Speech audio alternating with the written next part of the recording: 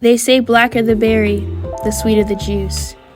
Established with a mission to educate African Americans, historically black colleges and universities serves as the juice that provides vital nutrients to the black community.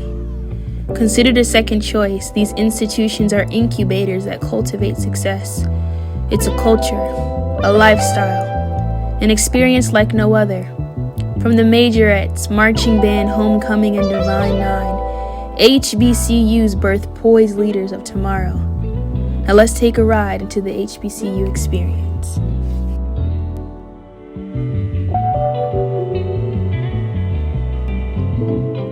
HBCUs have one thing in common. They promote Black excellence. From the culture, the events, academics, and the support from teachers and staff, the success of HBCUs are vital to Black America. And without them, many of us wouldn't have a safe space to call our own. But the biggest determiner of it all is money, which helps keep these illustrious doors open. Throughout this entire documentary, we will zoom into the essence of these colleges and universities that educate minorities, and why Biden and Harris must not turn a deaf ear to the needs of these institutions to ensure the HBCU legacy is continued. I think one of the stereotypes behind HBCUs and their graduates is that they're the school of second choice, or they're not the main thing, when that's far from the truth. These students go to HBCUs regardless of where they come from in their socio-economic path or their background, and they can just come to the school.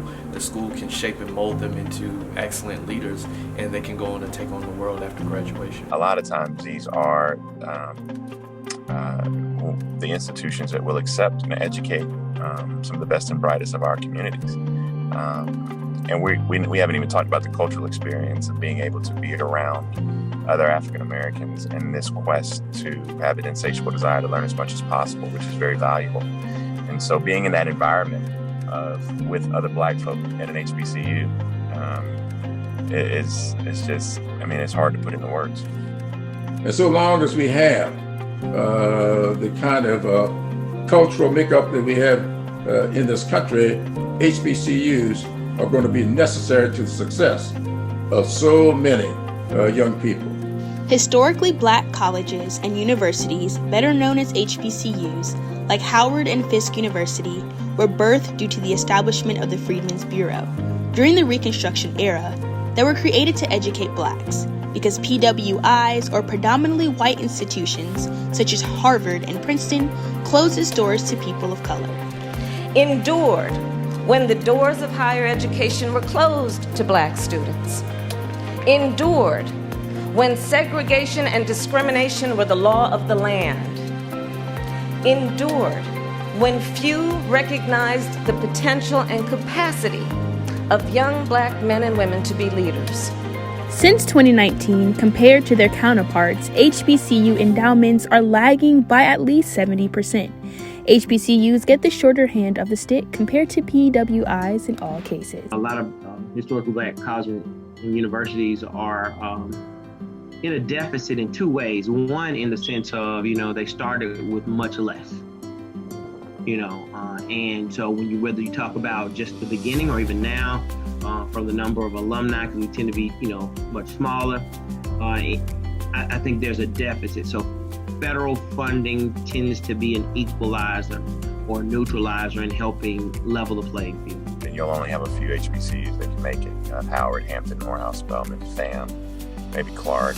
You won't have, some of these smaller HBCUs that don't have the endowment, don't have the alumni network, etc., don't have the size to survive something that's not a fault of their own. And so that's why you need to get these dollars there to these universities so that they can survive and thrive. Federal funding can only go but so far, because a lot of these institutions are state-run. And so you'll have, for example, the state of South Carolina gives all of the public colleges and universities their budgets and their money. But because education is not funded the way it needs to be funded, or the way it should be funded, or the way state constitutions say it ought to be funded, these HBCUs get crumbs compared to what other universities get.